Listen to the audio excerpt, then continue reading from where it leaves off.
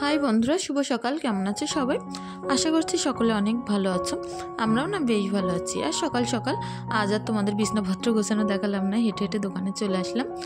আর তারপরে দেখো দোকানের অবস্থাটা অনেকটা বেশি খারাপ করে ফেলেছিল ঈশা। এই মালপত্রগুলো সকালবেলা নিয়েছে, এখনও পর্যন্ত এগুলো কোনো গতি আমি করতে পারিনি, কারণ দোকানে প্রচুর বেশি ভিড় ছিল। সেগুলো সামলে নিয়ে এখন এই তক্তপোষটার অবস্থা অনেকটা বেশি খারাপ, এগুলো গোছাতে হবে। আর এখন বাজে বেলা 10টা মতো। আর এখন দেখো ঈশা কেমন করে ডালিম কাটছিল, আমি ভাগ্যেই দেখতে পেয়েছি, তা নয় ছুরিটাতে কিন্তু প্রচুর বেশি ধার ছিল। আর ঈশাকে একটুখানি খাইয়ে নিয়েছিলাম, তার মধ্যে শুধু 1 লিটার দুধ ভরে একটুখানি বিস্কুট দিয়ে খাইয়ে নিয়েছিলাম। আর তারপরে দোকানের মালপত্রগুলো একে একে আমি সুন্দর করে বয়মের মধ্যে গুছিয়ে নিচ্ছি। আর তার মধ্যে তো একের পর এক খরিদ্দার আসতেই থাকে। সারাদিন না কখন রান্না করব কখন কি করব বুঝে উঠতে পারি না। আর ঈশাও ওদিকে প্রচণ্ড বেশি জ্বালাতন করছিল। তার মধ্যে এখন সুন্দর করে আমি একটু ডালগুলো, কালকের যে ডালটা রান্না ছিল সেগুলো জাল করে এসে কিছুটা বাসনপত্র মেজেছিলাম, সেগুলো সুন্দর করে উপর করে নিচ্ছি। আর প্রচুর বেশি জ্বালাতন করছিল ঈশা ওদিকে। আর তার মধ্যে এখন বাজে বেলা 11টা। এখন একটা ডিম আমি ওর জন্য সিদ্ধ করে নিলাম, নিয়ে ডিম সিদ্ধটা সুন্দর করে পিস পিস করে কেটে ঈশাকে কুসুমটা বাদে খাইয়ে দেবো, কারণ কুসুমটা ও মোটেও পছন্দ করে না। আর এদিকে দেখো ডিমটা কাটছিলাম, তার মধ্যে এই গ্রিন বিয়ে ওপরে উঠে চলে যাচ্ছিল, আবার ভিতরেও চলে আসছিল। ও না এরকমই সারাদিন দুষ্টুমি করতে থাকে, যখন একটুখানি ফাঁক পায় তখন এরকম বেরিয়ে যায়। আর গ্রিন থেকে আজই দেখছি নতুন ওঠানামা শিখেছে। আর এদিকে সিমরান স্কুলে ছিল, স্কুল থেকে আসার সময় ওর যেহেতু সরস্বতী পুজো উপলক্ষে স্কুলে খাওয়া ছিল, এদিকে ফ্রাইড রাইস দিয়েছে, মাংস দিয়েছে, আর 1 পিস মিষ্টি, এগুলোই দিয়েছে। তার থেকে সিমরান কিছুটা খেয়েছিল, আর যেগুলো খেতে পারিনি সেগুলোই বাড়িতে নিয়ে চলে এসেছে। যাই হোক, এগুলো আমি সুন্দর করে গুছিয়ে তুলে রেখে এখন ওদিকে প্রেশার কুকারের ভিতরে একটুখানি ছোটো ছোটো করে মাংসের চর্বি আর আলু সিদ্ধ করতে দিয়েছিলাম। আর ওদিকে ওটা হতে থাক, তার মধ্যে এদিকে আমি সুন্দর করে ভাতটা বসিয়ে দিয়ে তার মধ্যে পেঁয়াজ আদা রসুন লাল লাল করে ভেজে নিয়ে হলুদ নুন লঙ্কার গুঁড়ো এগুলো দিয়ে সুন্দর করে সেই কষানো যে আলু আর চর্বিগুলো ছিল সেগুলো তুলে দিয়ে সুন্দর করে কষিয়ে ঝোল টোল দেওয়া এখন হয়ে গেছে। তার মধ্যে দোকানে প্রচুর বেশি ভিড় ছিল, পুরো রান্নাটা তোমাদের সাথে শেয়ার করতে পারলাম না। লাস্টে একটুখানি কাশ্মীরি লঙ্কার গুঁড়ো আর গরম মশলার গুঁড়ো অ্যাড করে দিয়ে আমার রান্নাটা হয়ে গেছে। যাই হোক, ভাতটাও এদিকে অল্প অল্প শক্ত আছে, আর ঈশা প্রচুর বেশি নাচানাচি করছিল এদিকে রান্নার টাইমে। আমি বলি যা খুশি করুক, অন্তত বাইরে যেন না যাক, কারণ বাইরে গেলে এখানে পুরো বড় বড় গাড়ি চলে রাস্তার উপরে। তো কালকের ভিডিওতে আমি সুন্দর একটা কমেন্ট পেয়েছি, অনেকগুলো এরকম কমেন্ট তোমরা করে থাকো, তার জন্য তোমাদের অসংখ্য ধন্যবাদ। তাসরিফ তুবা আমাকে বলেছো যে 13 নাম্বার লাইক দিয়ে তোমার ভিডিওটি দেখছি, অনেক ভালো লাগে, ধন্যবাদ তোমাকে, অনেক অনেক ধন্যবাদ। লামিয়া আমাকে কমেন্ট করেছো যে তুমি অনেক ভালো একজন মা। আর একজন আমাকে কমেন্ট করেছে, তার নামটা আমি বুঝতে পারছি না, যে আপু তোমার ভিডিও রোজই দেখি, অনেক ভালো লাগে। আর একটা বোনও আমাকে কমেন্ট করেছে যে তুমি মুর্শিদাবাদ থেকে দেখো। তো অসংখ্য ধন্যবাদ তোমার বাড়ির এটা জানানোর জন্য।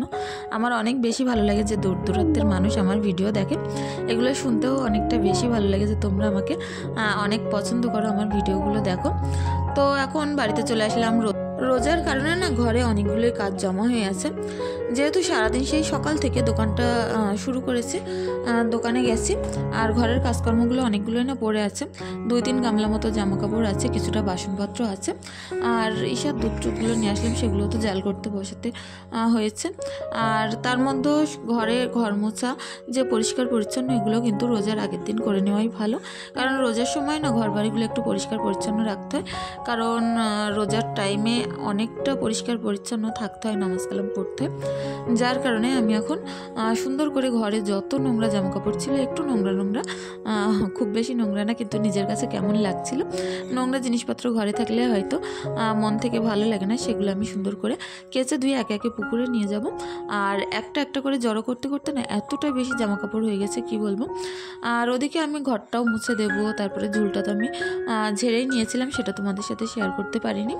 তার মধ্যে দুপুরের রান্নাটা দোকানে গিয়ে করেছিলাম, আর বিকালবেলায় ঈশাকে ওর পাপার কাছে একটুখানি রেখে তারপরেই কিন্তু আমি বাড়িতে এসেছিলাম, কারণ ঈশাকে আনলে না এই কাজগুলো আমাকে হারগিজ করতেই দিত না, অনেকটা বেশি কান্নাকাটি জ্বালাতন করতো, বদমাইশ করতো।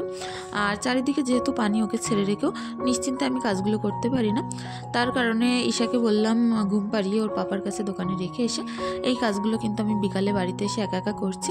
কাজগুলো হয়ে গেলে সন্ধ্যাবেলা আবারও দোকানে গিয়ে বসতে হবে, আর আমি বসলে হাজব্যান্ড হাজব্যান্ড যাবে কিছুটা মালপত্র নিয়ে আসতে দোকানে। তো সারাদিনই আমাদের এরকম কাজে কামের মধ্য দিয়ে কিন্তু কেটে যায়। তো এতগুলো জামাকাপড় ভয়ও লাগছিল, সিজারিংয়ের কারণে না প্রচুর বেশি কষ্ট হয়। এখন জামাকাপড় কাচার কথা কি বলবো, মনে পড়লেই আগে কোমরের সমস্যার কথা মনে হয়। তো একে একে সমস্ত জামাকাপড়গুলো আমি ভিজিয়ে নিচ্ছিলাম, আলাদা আলাদা করে রাখছিলাম, সোয়েটারগুলো আলাদা করে রাখছি, সুতি জামাকাপড় আলাদা, শাড়ি কাপড় যেগুলো আছে সেগুলো আলাদা আলাদা করে রাখছি। এর ভিতরে বেশিরভাগই না ঈশার জামাকাপড় ছিল। সিমরানের হয়তো দুটো মতো জামা ছিল, সবই বেশিরভাগ ঈশার ছিল। বাচ্চা কাচ্চা ছোটো থাকলে একটু বেশি দেখি জামাকাপড় যেন নোংরা হয়। আর 100 বার উঠে উঠে ওদিকে আমি দেখতে যাচ্ছিলাম যে দুধটা উতলে গেছে কিনা। দুধটা কিন্তু একেবারে গ্যাসের ফ্লেমটা আস্তে করে দিয়ে অনেকক্ষণ ধরে ফোটাচ্ছিলাম। আর বাচ্চা খেলে না তখন একটুখানি অনেকক্ষণ ধরে ফোটাতে হয়। এখন এক গামলা করে নিয়ে আমি পুকুরে চলে যাচ্ছি। ওয়েদারটা আর এখন মৌসুমটা দেখো এত সুন্দর। বিকালের এই টাইমটা না অনেক বেশি ভালো লাগে পুকুর পাড়ে বসতে। সূর্য পুরো ডুবি ভাব, এদিকে এখন সন্ধ্যা হব অবস্থা। তার মধ্যে আমার কাজকর্মগুলো আমি সেরে সুন্দর করে ঘরের দিকে যত তাড়াতাড়ি যেতে পারবো সন্ধ্যাটা হওয়ার আগে চেষ্টা করবো এই কাজকর্মগুলো করার। সকাল থেকে যে এত বেশি কাজকর্মগুলো করতে হয়েছে যে তোমাদের সাথে সব কিছু সকালে কী করেছি শেয়ার করতে পারিনি। আর দোকান তো আছেই, একটুখানি হাজব্যান্ডের কাছে রেখে আসলাম বলে এই কাজগুলো আমি করতে পারছি, তা নয় এগুলো আমার করা হতো না। আর সমস্ত জামাকাপড়গুলো পুকুরে কাচ্ছিলাম। আর ভাবছিলাম সকালবেলা একবার স্নান আমি করেছিলাম, তারপরেও একবার ভাবছিলাম যে এই জামাকাপড়গুলো কেচে ধুয়ে সুন্দর করে পরিষ্কার করে স্নান করব, যেহেতু ভোরবেলা আমাদের আবার সেহরি খাওয়ার টাইম আছে, তখন আবারও উঠতে হবে। আজকের ব্লগটা তো দিতে পারছি, কাল থেকে কেমনভাবে দিতে পারবো বুঝতে পারছি না, যেহেতু দুপুরবেলা রান্নাবান্না থাকবে না বাড়িতে। আর রোজা মুখে না প্রচুর বেশি অসুবিধা, একটুখানি কষ্টের মতো হয়ে পড়ে। তো সমস্যা নেই, যা হোক করে কষ্ট করে একটা মাসে, সারা বছর তো আমরা অনেক বেশি আনন্দ মজা করে থাকি, একটা মাস একটু ধৈর্য ধরে কাজগুলো করে ফেলবো, অসুবিধা নেই। কত কি তোমাদের সাথে আনতে পারবো বুঝতে পারছি না।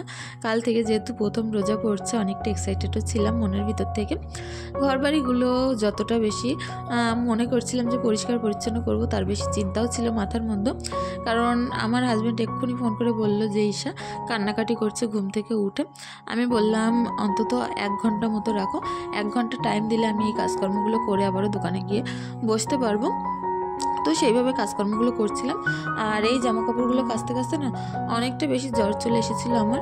এমনিতে একটু ঠান্ডা মতো লেগেছিল, তার মধ্যে এই ভিজে অনেকক্ষণ ধরে জামাকাপড় কাচা ধোয়া মাজা ঘষা করতে করতে না পুরো সন্ধ্যাবেলা জ্বর চলে এসেছিলো। জ্বরে পুরো থুরথুর করে কাঁপছিলাম, এমন একটা অবস্থা হয়ে গেছিলো, গা হাত পা যন্ত্রণায় পুরো ফেটে যাচ্ছিল।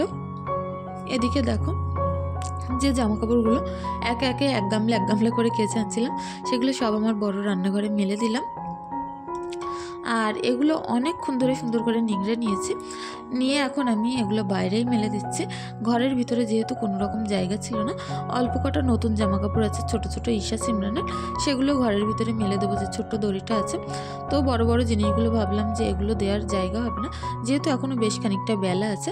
আমাদের বাড়িটা না ফাঁকা মাঠের মাঝখানে হওয়ার কারণে প্রচুর হাওয়া বাতাস খেলে, তো যতক্ষণ হাওয়া বাতাস লাগে ততক্ষণই থাক এইগুলো।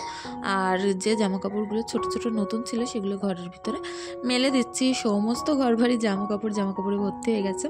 আমার মতো রোজার আগের দিন কে এমন কাজকর্ম করো অবশ্যই কমেন্টের মাধ্যমে জানিও। তোমাদের কমেন্টগুলো পড়তে অনেক বেশি ভালো লাগে।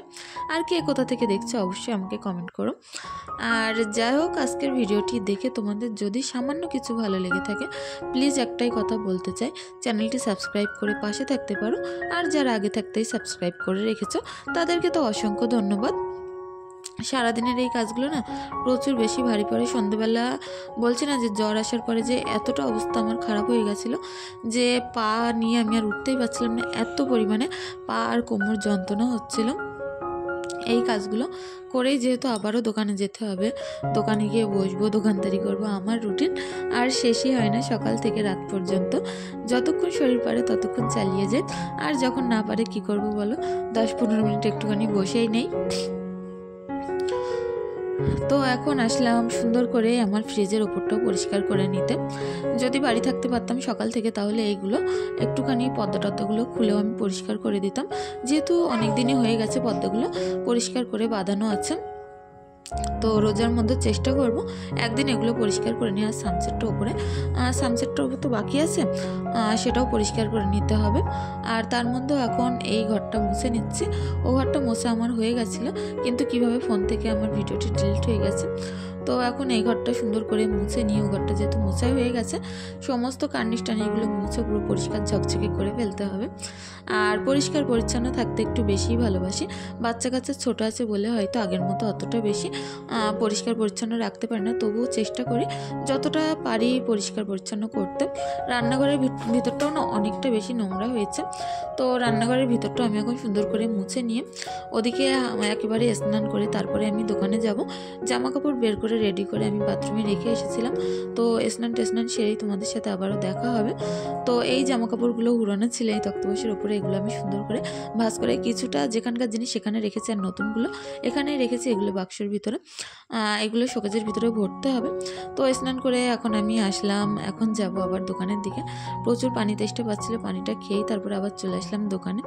অনেকটা পথ অতিক্রম করেই আসলাম অনেকক্ষণ যাবৎ পরে। তো ঈশা আমাকে দেখে অনেকটা খুশি হয়ে গেছিলো, কারণ ও একটু ঘ্যান ঘ্যান করছিল পাপার কাছে। আমি ভাবলাম অনেকক্ষণ যাবৎ যেহেতু ঘুমিয়েছে, ওর আগে খাইয়ে নিই কিছু, কিন্তু খাওয়াতে খাওয়াতে এত খরিদ্দার আসছিল যে সেদিকে দেখতে দেখতে ঈশার দিকে আর দেখতেই পাচ্ছিলাম না। একটু একটু করে ঈশাকে খাওয়াচ্ছিলাম, একটু একটু করে দোকানে মাল দিচ্ছিলাম। সারাদিন যাবতে এমনভাবে আমার চলতে থাকে। তো শরীরটা যদি খারাপ না থাকতো হয়তো আরও কিছু কাজকর্ম তোমাদের সাথে শেয়ার করতে পারতাম। সন্ধ্যাবেলায় এই কাজগুলো যখন আমি করছিলাম পুরো জ্বর চলে এসেছিলো। আর এদিকে দেখো মাল দিতে দিতে ঈশার অবস্থা দেখো, সমস্ত আমার যে লিপস্টিকগুলো আছে সেগুলো পাতিয়ে সবগুলো একসঙ্গে করে মেখেছে, একটার উপর আরেকটার উপর আরেকটা, এইভাবে মেখে পুরো ভর্তি হয়ে গেছে ওর মুখটুকগুলো। আর সেগুলো মুছে টুছে নিয়ে অনেকক্ষণ যাবত পরে বাড়িতে আসলাম। বাড়িতে এসে গ্যাসে ভাত বসিয়ে দিলাম, যেহেতু শেষ রাত্রে এই ভাতগুলো খাওয়া হবে। তো তোমরা অনেক বেশি ভালো থেকো, সুস্থ থেকো। আর আমার ভিডিওটি দেখে যদি তোমাদের কাছে কিছু ভালো লেগে থাকে প্লিজ একটি লাইক একটি কমেন্ট করে দিয়ে যেও। আর কি সমস্যা হচ্ছে জানি না, এই কদিন ধরে আমার চ্যানেলের ভিডিওগুলো বেশ ডাউনই যাচ্ছে, আর কি কারণে হচ্ছে তো বুঝতে পারছি না। তো এইভাবে চলতে থাকলে মন থেকে অনেকটা বেশি ভেঙে পড়েছি। যতটুকু সম্ভব তোমাদের সাথে তো চেষ্টা করি, তারপরে বাদবাকি তোমাদের ইচ্ছা। তো আজকের ভিডিওটি আর বেশি দূর বাড়াবো না। এই জামা কাপড়গুলো বাইরে থেকে তুলে নিয়ে গিয়ে ঘরে গিয়ে আবার সিমরানকে পড়াতে হবে, ঈশাকে ঘুম পাড়াতে হবে। এই কাজগুলো মাথার ওপর ভনভন করছিল যে কখন সিমরানকে পড়াতে বসাবো, যেহেতু ওর এখন টেস্ট পরীক্ষা চলছে। ওর পিছনেও কিন্তু একটা বড় টাইম আমাকে দিতে হচ্ছে। সব কিছু মিলিয়ে খুব গজগণ্ডগোল অবস্থা একটা। এখন ঈশাকে ফিটারটা ধরিয়ে দিয়ে থাবা দিচ্ছিলাম, দেখি ও ঘুমায় কিনা, আর সিমরানের পড়াটরাগুলো বলে দিচ্ছিলাম। আর এখানেই ভিডিওটি শেষ করব, আর বেশি দূর হয়তো বাড়াতে পারবো না। আরও যে সকল কাজকর্মগুলো আছে সেগুলো আর তোমাদের সাথে শেয়ার করতে পারলাম না, কারণ অনেকটা বেশি জ্বর আসার কারণে কষ্টও হচ্ছিল। মনে হচ্ছিল একটুখানি শুতে পারলে হয়তো শরীরটা ভালো লাগবে। সকলে অনেক বেশি ভালো থেকো, সুস্থ থেকো, ধন্যবাদ।